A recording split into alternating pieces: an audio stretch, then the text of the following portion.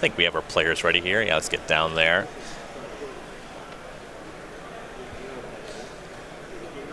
All right, both players at 9 and 1 here. Those blood moons for Lim, not likely to be very good in this matchup, but discards generally just going to be powerful in Modern. We see Black Cleave Cliffs into Inquisition of Kozilek.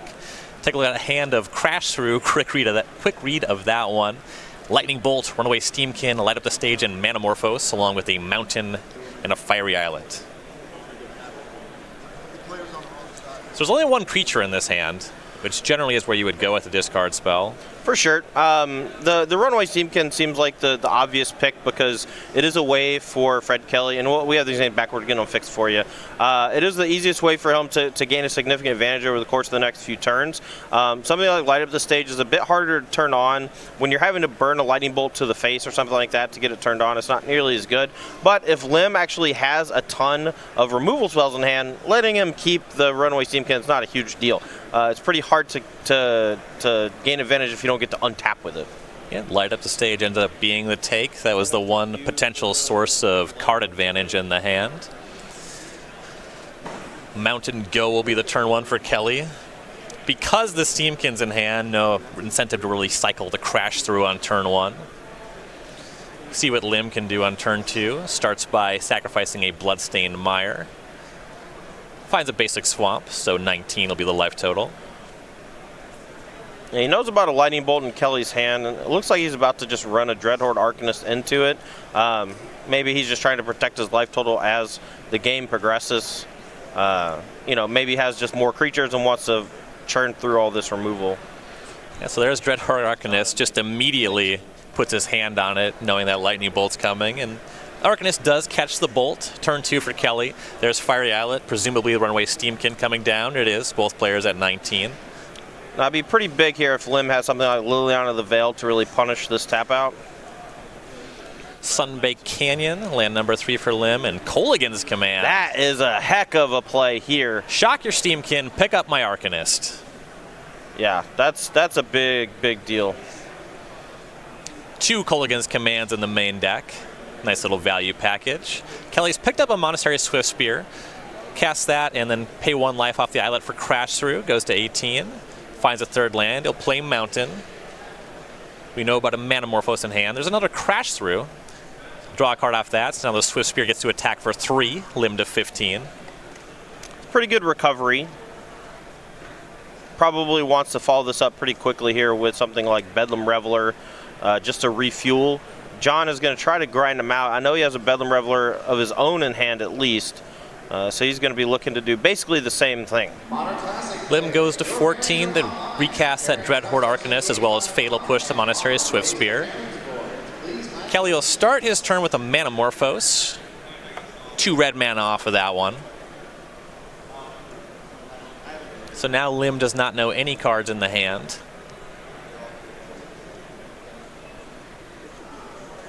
Kelley really wants to get something like a Bedlam Reveler here, at least get some kind of threat online. It's tough to do 14 with just Lava Spikes. Oh, for sure. And with Lim here, if that Dreadhorde Arcanist gets to untap, ooh, double Burst Lightning, that's gross. But if it got to untap, it was going to get to use that Inquisition of Kozilek in the graveyard to make Kelley discard a card. So might as well go ahead and take the 2-for-1 in the bad way, or in the good way, so you don't get 2-for-1 in the bad way. And Kelley sacrificed the Fiery Islet to get there. And there's 2 Burst Lightnings. At this point, with that kind of card disadvantage, a lot of pressure to present a Bedlam Reveler from here. So we see if Lim can apply more pressure. Land number 4 is Bloodstained Mire. Lim fetches to 13. Has picked up one of the 2 Hazaret the Fervent. And that's going to be the play. Still has 2 cards in hand, so can't attack just yet, but that threat is huge. Yeah, but he's also dealing himself a lot of damage. That Sunbaked Canyon, multiple fetch lands here. You know, he hasn't taken that much damage from Kelley. He's done quite a bit to himself. Yeah, that's true. Down to 12 off of that Sunbaked Canyon. So we see Kelley plays and sacrifices another Fiery Islet looking for action. Cycles a Crash Through. Yeah, found a Swift Spear, though. Not going to be able to pump it this turn. Can attack, though, because John can't block thanks to the Hazaret 1 card in hand clause. We're going to have to rewind on that. Kelley was not able to play that Mountain. There was a Fiery Islet earlier in the turn. Don't believe he has anything to do with the 1 mana, so it's relatively inconsequential. Oh, I was wrong. Never mind. All right, we're going to have to stop this because that Burst Lightning being cast in response, that should be getting caught by this discard spell here. All right, we okay, here we go. Yeah, that mountain was not okay. We got to fix this.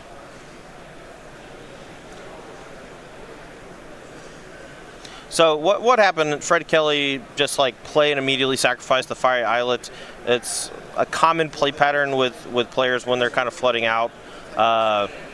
He 100% played the Fire Islet that turn and cracked it, and then after he attacked, played a mountain, just kind of forgetting that he played it, I suppose. Unfortunately, it looks a bit worse than it is, but you know, it's a very common mistake for people who play a lot of Modern anyway. We're going to come back to the booth here while the judges get this situated. I kind of want to talk more about John Lim's deck because it's pretty sweet. In general, I like these like grindy mid-range decks, you know, especially when they have a lot of ways to cycle through cards and gain incremental card advantage. You know, we were able to have virtual card advantage with Faithless Looting thanks to pitching extra lands and stuff, but Lim is actually going a step further and playing 4 copies of Seasoned Pyromancer and 3 copies of Bedlam Reveler. Just really like it.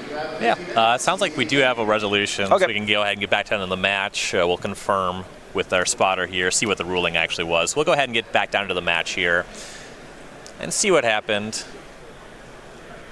What was the ruling?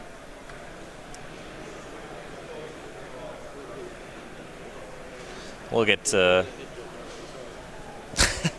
Apologies. Looks like there's actually an appeal here, so we're going to be waiting on that. So we're going to come back to the booth again. The situation definitely got exacerbated a little bit by the fact that a turn had been played in between. Right.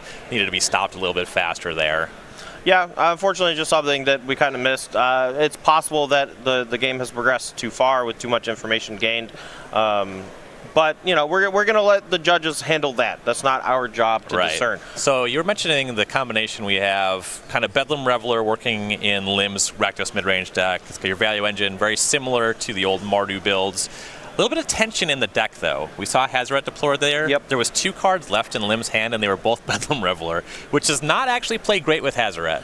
No, but what you can do is use Hazoret and discard extra copies, which I like. You know, oftentimes the second Bedlam Reveler in hand is dead. There's not really a whole lot you can do with it. Turning it into actual cards usually gets discarded to the first Bedlam Reveler, but at the very least, you know, maybe you get to activate Hazoret, attack, post-combat Bedlam Reveler, and then next turn you get to empty your hand with removal spells or burn spells or what have you before you attack again. Yeah, you could have a really nice sequence if you get up to 5 mana after you Hazoret. Right. Maybe activate the Hazoret if you already have the Reveler at the point where it costs 2 mana. Sure. You get rid of your other card, attack with your Hazoret, and then post-combat, play the Reveler. Then you can have a really big damage turn the following turn. So it can definitely line up in a powerful way, too. Yeah, this build is reminiscent of the Mardu like you were talking about. There's no Young Pyromancer, but a lot of that's because the non-creature spells in this deck also include Blood Moon and 5 Planeswalkers. There's 3 copies of Blood Moon, 3 Liliana of the Veil, 2 Chandra Acolyte of Flame, and you know, it's a bit harder to get the token value off of Young Pyromancer. Plus, Seasoned Pyromancer lets you do some really cool stuff with Dreadhorde Arcanist, which I'm a huge fan of. And I'm actually a big fan of the fact that there are no Young Pyromancers. At the time when Mardu was kind of at the forefront of the format, Young Pyromancer was a bit better. There wasn't Lava Dart in the format yet. Sure. You know, there was fewer ways to just really destroy a Young Pyromancer. But at this point, the card's gotten a lot worse. And even back then, Young Pyromancer wasn't the card you were excited about. It just fit the deck really well. Sure. And I think Dreadhorde Arcanist is a huge upgrade for archetypes like this. I would agree with that. There is a bit of tension between the likes of Dreadhorde Arcanist and Bedlam Reveler. You also have Chandra Acolyte of Flame's ability also working a little bit poorly with Bedlam Reveler. But there's not a whole lot of good top-end stuff to be playing in Modern that feels like a 4 or 5 mana spell that only usually costs like 2 or 3. And I think that Bedlam Reveler, even though it's not at its best in this list, it seems like Bedlam Reveler is just like the best top-end card for the style of deck. Okay. So it does sound like we have a resolution after that appeal. So there was a rewind. So we had an extra land plays. We're going to back up. Kelley's not playing that land. That means that Lim is casting the discard spell and gets to hit the Burst Lightning because there's no mana left up. Sure. So I think we're ready to go back to the unmatched and see how we progress from there.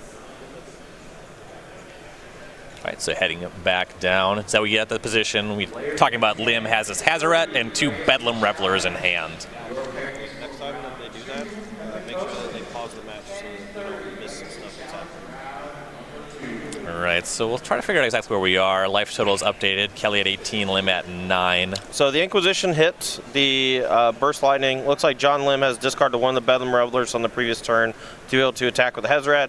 Fred Kelley drew for the turn, attacked for a little bit. Has 1 card left in hand now. And Liliana of the Veil for Lim puts him down to 1 card in hand. He'll -2 to take care of this Monastery Swift Spear. Come in for 5 with the Hazoret. And life total just changed there, so shows Kelley at 11, and I think that Hazoret put him to 6. Yeah, there was a miss Hazoret attack from the previous turn, but it was pretty close to being wrapped up. Fred Kelley was fairly low on resources, but most of the time you just want to make sure that there's clean bookkeeping, right? Like Fred Kelley obviously made a pretty, big gameplay error playing the extra land that allowed him to play a Burst Lightning that he shouldn't have been able to play. So that rewind, though, did protect Lim, his life total a little bit, allowed him to use that Hazoret to its best of abilities. Mm-hmm. So Mono Red Prowess is a deck that I've certainly played a lot with, and the Rakdos mid-range, the Mardu mid-range kind of decks, they generally felt like one of the rougher matchups for the deck. Actually, Mardu was a lot harder than Jund. Just because the 2-for-1s are things that impact the cards in your hand more often. Right. Stuff like, I guess this isn't the Lingering Souls deck, but that Hazoret is such a big threat that's just going to race you really effectively. And the matchup gets worse when you don't get to cast Faithless Looting. So the biggest thing for me that was missing from your iteration of the Mono Red Prowess decks was there was no Faithless Looting Arclight Phoenix draw, right? And that draw allowed you to grind through very interactive decks, or what I like to call them hyper-interactive. And this Rakdos mid-range deck is exactly that. It hits you in the front of killing your creatures. It uses discard spells with Inquisition of Kozilek and Thoughtseize. It even has Blood Moon as a means of disruption. It interacts with you in a bunch of different ways.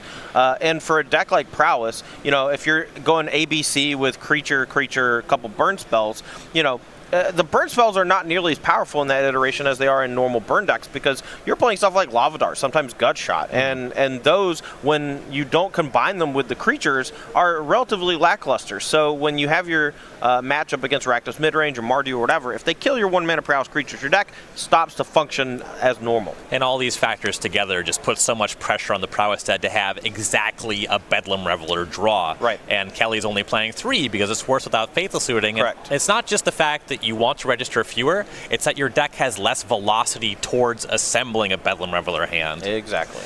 But anyway, if you're interested in more insights like this on this very channel throughout the week, every Tuesday and Thursday, Todd no longer a host for Versus Live. I don't want to do this ad ever again.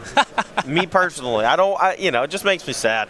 Every Tuesday and Thursday, 1 p.m. Eastern, it's going to be Ross Merriam with Corey Baumeister for the foreseeable future. Might get some special guests here and there. We had Dylan Donegan on last week. He did a great job with Ross as they were testing out various Stoneforge Mystic Brews in light of the unbanning and Faithless Looting and Hogak bans. But you can check that out here on this same exact channel, SCG Tour, twitch.tv. But if you're watching this on YouTube, make sure to head over to twitch.tv/SCG Tour every Tuesday and Thursday at 1 p.m. Eastern. Starting to see a few special guests popping onto the show. I believe an upcoming episode with Emma Handy. Ooh. That's going to be a nice one. Emma usually kills it when she's on Versus. Definitely excels at banter. All right, so we're going to have sideboards up for you in just a moment, but I want to talk about the theory behind the sideboarding before we get to the match. Since Fred Kelley lost, let's start with him. Yes, so the sideboard options for Kelley: 3 Pillage, 3 Collective Brutality, 2 Plague Engineer, 2 Nihil Spellbomb, 2 Surgical Extraction. Actually, this is the Mardu sideboard. So Cletus, Kolaga's Command, Chandra. So assume that this is on the right side of the screen. You see it on the left, but this is John Lynn's sideboard. So what's he going to do here? Okay, so I think he's going to just become full-blown control. Collective Brutality is a great card in this matchup. If you play it on the second turn and kill one of those prowess creatures and force your opponent to discard a card, that's good enough. But as the game goes along, you can turn extra Bedlam Revelers into a Drain Life for 2. You can shrink your hand quickly to make sure you can attack with your Hazoret. You basically just get both players down to really low on resources as quickly as possible. Other than that, I like the Kolaghan's Command for similar reasons. It's just a clean 2-for-1. Kalida's Trader gets pretty great. I might bring in the Chandra Torch of Defiance if you just feel like the match is going to go a little bit longer, thanks to Bedlam Reveler, Bedlam Reveler, Bedlam Reveler. Sideboard for Fred Kelley, trying to pick things up against a mid-range deck. There's 3 Shrine of Burning Rage, 3 Abrade, 3 Dragon's Claw, 2 Alpine Mood, 2 Tormod's Crypt, a Flame Slash, and a Dismember. I want to go a bit wider. I want to make sure that Shrine of Burning Rage gets into the deck. I think it's going to be one of those cards that, yeah, it gets blown out by Kolaghan's Command, but if you ever get to use its full potential, it's going to act like a 3-for-1 because you get to hit your opponent roughly 8 to 10 damage.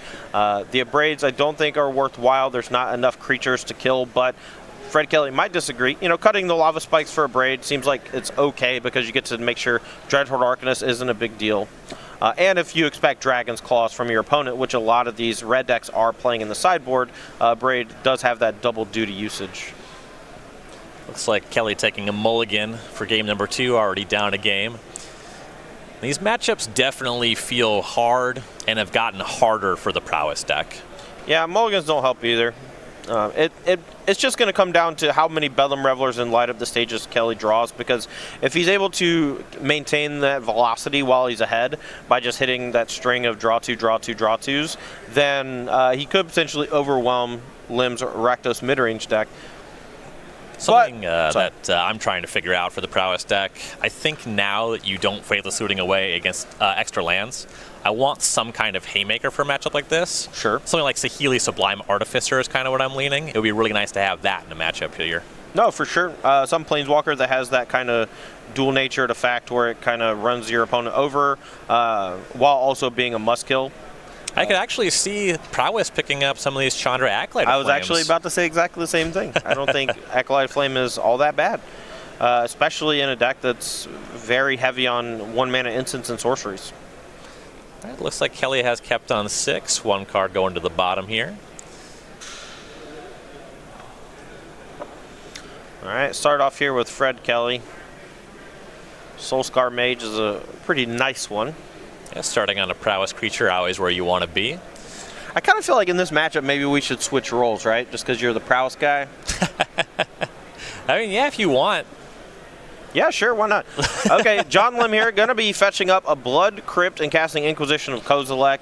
Let's see what he takes here. A handful, looks like burn spells, and 1 more Soulscar Mage from Fred Kelley. Yeah, so Soulscar Mage, Manamorphose, Lava Dart, Burst Lightning. When there's 2 creatures, you usually just want to get rid of that redundant threat. What Kelley's trying to do is just cast a bunch of threats. The Soulscar Mage costs 1. There's no second land. So that is the take. That makes sense. But Kelley finds the land. Yeah, and it looks like he might be getting a burst of damage here. 2 red mana off the Manamorphose. Has multiple burn spells in hand that he can deploy. Another Manamorphose means a bigger Soulscar Mage. And now it's a little bit awkward. In these spots, usually you like to just use the Lava Dart because you know it's good for 2 damage here because it's a Prowess trigger and you're attacking. The Burst Lightning's more questionable. It's possible you're actually going to catch something with that one. Sure, but Burst Lightning doesn't have a ton of targets in this matchup, you know? Like Dreadhorde Arcanist or something here seems like it could be a little worse. Fred here looks like he's playing it a little conservative, though. Just goes Lava Dart, leaves a mana floating. Yeah, Lim goes to 12, so we know about a Burst Lightning left over in Kelley's hand. Hoping to leverage that a little bit more. One thing, you kind of always want to have a spell, even if the Burst Lightning doesn't necessarily interact great, just to keep your Prowess creatures with the ability to pump them at instant speed. Sure. All right, Lightning Bolt from Lim. It takes down the Soulscar Mage. Fred Kelley goes to his turn, plays and sacrifices Fire Islet. No play past the turn back, but John Lim stuck on land as well. Only 1. And some combination of Kelley finding a Bedlam Reveler or Lim continuing to miss that second land, that's what he needs in a matchup like this. Yeah, and Lim does continue to miss land drops, has to move to discard here, pitching looks like a Thoughtseize. Yeah, that one's fine to discard versus casting. I mean, that Burst Lightning's 2 damage either way. All right, John Lim here, figuring a lightning bolt. What do you do if you're Kelley? Do you try to protect your Soulscar Mage by just throwing some burst spells? Easy. You burst lightning here, and you have Lava Dart to flash back. Okay. Looks like that is what Fred Kelley is going to decide to do. Burst lightning makes the Soulscar Mage go up to 3 toughness, and then the Lava Dart makes it go up to 4 toughness, while dealing John Kim 3 points of damage. And that's exactly why you saw him hold on to the burst lightning earlier. Sure thing. Going back to John's way, looking for a land, doesn't find it. Has a Fatal Push at the ready. Probably going to go for this here. Yeah, had Fatal Push and Inquisition. I love that he used the Fatal Push. You have to check the creatures that are the most important part of the deck. Back to Fred, he draws, plays a land, says go. John Lim goes for an Inquisition. This is not going to work out well for him. A Lightning Bolt in response, so Lim's at 6. Just sees a mountain. Kelley needs to find a Bedlam Reveler. This is good, though. Light up the stage. Whoa. Shrine of Burning Rage and Manamorphose. Yeah, and he does have the 4th land, so next turn he can go Shrine of Burning Rage into Manamorphose, put a counter on it, and potentially play more spells off the top of the deck. Mostly you just want to make sure you get full value out of those light up the stages, though, just because this matchup is a pretty big grind. But Lim continuing to miss land drops, trying to piece together some sort of game plan here off of 1 land, but without a threat to stick. It looks like he's just going to get burned out here before he ever hits a 2nd land drop. Yeah, so Lim drew Kolaghan's Command. That's what you want against Shrine, but you got to be able to cast it. Fred? Sorry. Oh, no, we switched roles, baby. It's fine. Shrine of Burning Rage here. Cast Manamorphose, puts a counter on the Shrine. Going to make 2 red mana and draw a card. I believe the pickup for turn was Mountain. I also believe. Found a red spell. He has access to 3 mana here. Looks like a Swift Spear. That's going to put another counter on the Shrine. Only going to be an attack for 1. Lim's going to go down to 5. This forces action, though. This is lethal next turn. Yep, Lim here going to draw, hopefully hitting a land or a way to interact with Shrine of the Burning Rage or Monastery Swift Spear. Oh, you're dead? That's weird. I guess it takes 1 more spell. But yeah, you already flashed back the Lava Dart, but you still have Shrine on 3, Swift Spear attacking. You can't really realistically answer both of these things with 1 mana. All right, attack for 1, sends Lim to 4, and with Shrine of Burning Rage sitting at 3 counters, it looks like it's lethal next turn. John doesn't have a whole lot of ways in his deck to answer Shrine of Burning Rage, especially without a 2nd land. And at this point, Kelley's weathered the potential storm of interaction. The Shrine's going to be good for at least that 3 damage. Now, that game on the surface might not have seemed all that interesting, but at most points in that game, if John Lim had just drawn a 2nd or even a running 2nd, 3rd land, I think he is very easily going to win that game. Fred didn't have a whole lot of pressure early on, but John just never drew a 2nd land to be able to start casting those Dreadhorde Arcanists, Abrades, and things like that. Want to give some credit to Fred Kelley there, too, because there's 2 decision points there. It's kind of on the same turn, but 2 serious considerations that it's very easy to make one or both mistakes, that he played correctly with both of them. There was that turn where he was connecting with the prowess creature, that he did cast the Lava Dart, that he did not cast the Burst Lightning. Sure. Both got that extra point of damage off the Dart and maintained the Burst Lightning to fight over the Lightning Bolt later. Yeah, and on top of that, he also didn't flash back the Lava Dart on the same turn just to get that extra point of damage in from the prowess attack. Over on StarCityGames.com, we have offerings for our game night. Every week in September, you can go pick up the Chasing Your Trail tokens and sleeves. Find out about that promotion at go.starcitygames.com/game night. Yeah, maybe go take a prowess deck for a spin. Ooh. Now, the creature collection is always a big part of game night, mostly because the tokens and the sleeves and everything are just really cool. I'm always a fan of whatever our creative team comes up with, and Chasing Your Trail seems like a nice one. We got like a hunter wolf humanoid. It's almost a werewolf, honestly. It's got a cape and everything. Yeah, it's very sophisticated. I like that nod to the fact the animal is clever. You see a more wild animal would chase its tail. Right. But this is a sophisticated tracker monster. All right, well, make sure to check out go.starcitygames.com/game night, and you can find your nearest game night to get your hands on some of those tokens and sleeves. So what are you thinking, Todd? You gonna do play-by-play for this game? It's up to you, man. You're in charge. Cedric's in charge, actually. True. I just come and hang out. If we yell loud enough, we can get Cedric's attention. No, he went back to the room. Oh, yeah. He's on break. We have to yell real loud then. Okay. I'll just text him. He's probably watching right now, just, writing out a text on his phone to me, just like, why are you doing this Shaking thing? his head. Todd, you're not supposed to be on play-by-play. What are you doing? This is really bad. To which I reply, yeah, I can't take it back. I'm going to screw up again. I'm so sorry, but you have to get over it. I mean, everybody knows what they're signing up for when they put me on a job. That's true. He gets it. I've been around a while. Some may say I'm an acquired taste. All right, I'm going to do the play-by-play. All right, that's fine. John Lim going to be on the play here. See, that's what I would say. I got him. See, I just completely ignored what you said. Players looking at opening hands. Kelley was on a mulligan last time, and Lim was on a one-lander. Let's see if we can have some good functional sevens here.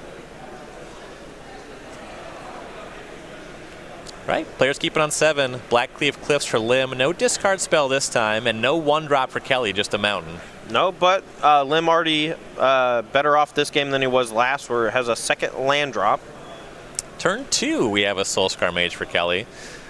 Has a mountain as well, but Fatal Push will eat the Soulscar Mage. No way to get around that one. Lim's going to fetch down to 19 off of Marsh Flats. Finds a Blood Crypt tapped. Now, Lim here might start getting access to some of his more powerful 3-drop effects this game. Liliana the Veil, Seasoned Pyromancer, even Bedlam Reveler. These are cards that didn't show up last game because he was just so constrained on mana.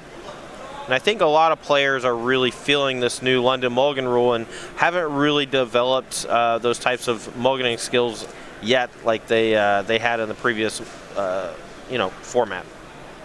So Marsh Flats was land number 3. We did not see a 3-mana spell. Once again, Kelley is playing a creature off curve. Plays that 3rd mountain and casts Runaway Steamkin. See Lim crouching a fetch. Are you getting a read on this curve from Kelley? Do you think he's trying to leave up like a Lava Dart to block? I honestly have no idea. I kind of hope so, but, I mean, I feel like this sequence makes sense if he just didn't have the creatures to start off with, but the Lava Dart makes some amount of sense to play around Lightning Bolt, but are you really going to sacrifice an entire Lava Dart and a mountain to keep Soulscar Mage alive on turn 2? I don't know. It seems a little wacky. It's one of two things, right? Either he has top decked the Soulscar Mage on 2 and the Steamkin on 3, or has intentionally played off curve. Gets tagged by this Kolaghan's Command, though, so that worked. Kolaghan's Command takes down the Steamkin, and Kelley discards a Bedlam Reveler. Yeah, that Kolaghan's Command was relatively brutal. If he did have Lava Dart, I think in that scenario, saving the Runaway Steamkin because it's permanently pumped is a big deal, especially because, it seems like he has a reasonable amount of mana already. What he doesn't have is instant sorceries in the graveyard for Bedlam Reveler. Land number 4 for Lim's a Bloodstained Mire. Kelley will play a Sunbaked Canyon and deploy Shrine of Burning Rage. Yeah, but that's a good one to deploy after your opponent uses a Kolaghan's Command, and Lim's going to have something like a Braid or a second Kolaghan's Command pretty quick here. That Shrine of Burning Rage is going to get out of hand. And maybe that's what Kelley was going for. Maybe that's why he led with turn 3 Runaway Steamkin instead of Shrine of Burning Rage. Wanted to get that Kolaghan's Command out of the way first. Lim fetches up a Blood Crypt end step, goes to 17. Play a Sunbaked Canyon as land number 5, draws immediately off that one. 3-mana spell. It's not Kolaghan's Command, though. It's Liliana of the Veil. Yeah, and he's going to be able to start ticking up here a bunch, and that's going to allow him to turn on the Bedlam Reveler in his hand. And I believe Kelley also has a Reveler, but currently has no instant sorcery in the graveyard. We'll make that 1, as the Liliana will have Kelley discard a Braid. Sure. Lim discards a Swamp. The pairing of Liliana of the Veil and Bedlam Reveler kind of warms my cold, dead heart. I do enjoy that. You can discard your instants and sorceries that aren't doing anything. Draw some extra cards after you've run out with Liliana. Yeah, here though, Kelley is just going to start basically playing every card in his hand because it keeps putting more and more counters onto the Shrine of Burning Rage. And after cracking that Sunbait Canyon, it looks like he has a grip full of spells now. 2 Soulscar Mages, Shrines up to 3 counters now. There's a Lightning Bolt and a Bedlam Reveler left over. Right. Unfortunately, though, he just has a Braid in the graveyard, so it's going to be very hard for him to get that Bedlam Reveler down before the Liliana is able to tick up and eat it. It's definitely interesting play patterns for prowess against Liliana. You actually have to ask if plussing is worse for them or you. Sure. But John does go for the tick down here to get rid of one of those Soulscar Mages, wants to protect his life total. And Liliana Minus still plays one of those Soulscar Mages down. Yeah, but now Kelley can go for a Lightning Bolt end of turn on the Liliana if he so chooses. You see he holds on to it. So, Lim's got a pretty stocked hand. So those pluses, those could be really damaging to Lim. And as you were mentioning, Kelley a long ways away off of making this Bedlam Reveler happen. Also, you get the prowess trigger on your turn as he uses the Lightning Bolt on his main phase. The Soulscar Mage can attack for 2. Sure. He could have gone the other way and been a little more dangerous with it, gone Bolt face, attacked Liliana for 2. Plays it safe, ends up still getting his Soulscar Mage hit, but the desired effect was Liliana is no more. And the Shrine of Burning Rage now up to 5 counters. Lim is at 17, but that number does build up quickly. Especially if he does get to turn on the Bedlam Reveler here in just a short few turns. I mean, it could be next turn if he draws like Manamorphose into something. Lim's going to fetch down to 16. Finds a mountain. I believe Lim has a Bedlam Reveler of his own and looks probably just a couple lands in hand. He wants to just go ahead and get some pressure on the battlefield. Yeah, Bedlam Reveler cast over that Liliana of the Veil, discarded with another extra land. It's like Seasoned Pyromancer X2 and a land picked up off the Reveler. He wants to try to close the game before the Shrine becomes a huge deal. I mean, he's at reasonably high life total, but Shrine of Burning Rage just builds so quickly, which is why you saw him go for 5 mana Bedlam Reveler that turn instead of just going Liliana tick up. Ooh. So there was a Lava Dart end step, and now there's a Manamorphose. So that's 3 more counters on the Shrine. It's at 8. 2 red mana floating. I believe if he has a land, that is the 4th instant in the graveyard, but don't quote me on it. Lava Dart, Lightning Bolt, Manamorphose. And a Braid that he discarded to Liliana. Right. So he has 2 floating. A land would be 4 mana. I believe he needs extra actual mana or a free spell to be able to cast the Bedlam Reveler. Yeah, land or Manamorphose. Is he playing any gut shots? No, he has gone for 4 full Burst Lightnings instead. Okay. That makes sense to me. You want to actually kill Stoneforge Mystic. Right. And the Lava Darts do a great job of containing those cheap 1 toughness creatures that Gutshot used to suppress, but count as effectively 2 spells for a lot of your stuff. Dismember on Bedlam Reveler. That's huge. Won't grow the Shrine, but it does at least solve that threat. Kelley to 16. Yeah, but next turn he can play that Bedlam Reveler and start churning through his deck, getting that Shrine of Burning Rage up to lethal potential in just a few short turns. So Lim's going to cast Seasoned Pyromancer, discards the other Pyromancer and a land, makes 1 elemental and draws 2 cards. Not the best use of a Seasoned Pyromancer, but still pretty good. He gets 1 token out of the deal and has that Seasoned Pyromancer that he can use the ability on later. Ooh, huge draw. Mountain Kolaghan's Command. Destroy your Shrine of Burning Rage while you're tapped low. Pick up this Bedlam Reveler. That swing is incredible for Lim. That's bad. So Kelley's online with that Reveler. Gets to cast that now, discards Monastery Swiftspear, draws 3 cards. But is that enough? Lim's about to do the same thing. That's bad. You know. Fiery Islet picked up. Kelley will play that as land for turn, but now we'll go back to John Lim. Lightning Bolt was the draw. Because he has fewer than 6 instants and sorceries in graveyard, that's mana neutral on the Reveler. He'll shock the opposing Bedlam Reveler, or Lightning Bolt, rather. I don't mind it. He's effectively saying, you know, I got a Bedlam Reveler here to potentially draw into any 1 or 2 damage burn spell. And he's going to use his fetch line here. If he wants to have excuse me, extra red mana, he needs to shock probably, because he's already got both mountains on the battlefield. Fine swamp. Notably, these 3 Collective Brutality coming out of the sideboard will be nice pickups off the Reveler. Okay. So has a lot of red mana at his disposal. Looks like he found another Lightning Bolt. Yep, there it is, Reveler down. And that's going to take care of the Bedlam Reveler. Allow him to chunk in here with the Seasoned Pyromancer and the Dylan Donegan token. His hand still has 2 cards in it. Looks like 2 good ones, too. And he's in a huge advantage here. See what Kelley can do. There's Soulscar Mage. Flashback Lava Dart. Perhaps turning on Light Up the Stage. You see Lim going to 13. And that's what it is. Here's Light Up the Stage. Swiftspear Mountain were found.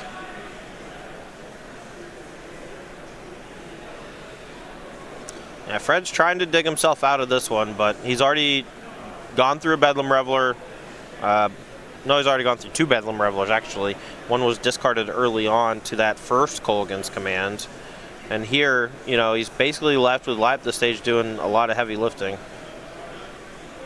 And that's also something you see with the move away, you know, the banning on looting, trimming to 3 Revelers. Some of those games you just needed to have more copies of that card in your deck.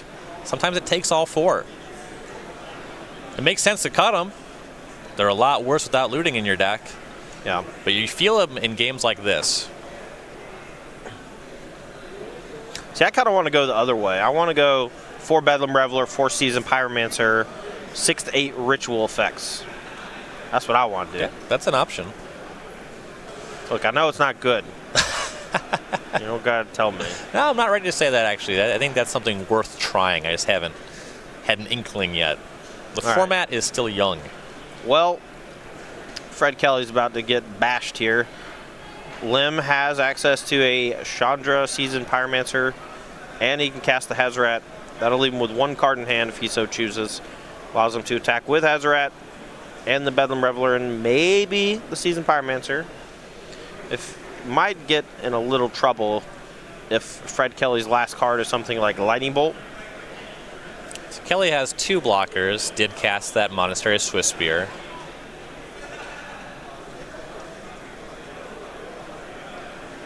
Hazoret also in hand for Lim.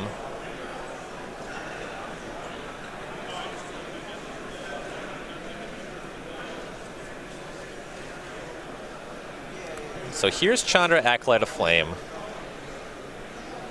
Kelley will give that one a read. It's a little bit awkward. It's a great value engine to use Chandra to cast Kolaghan's command. However, doesn't always play against 1/2 prowess creatures. Sure. He's going to gamble here, though. He wants to get full value out of this stuff. He's going to target the Soulscar Mage with the 2 damage, and since he's not targeting anything from his graveyard, it looks like he's going for a discard on Kelley.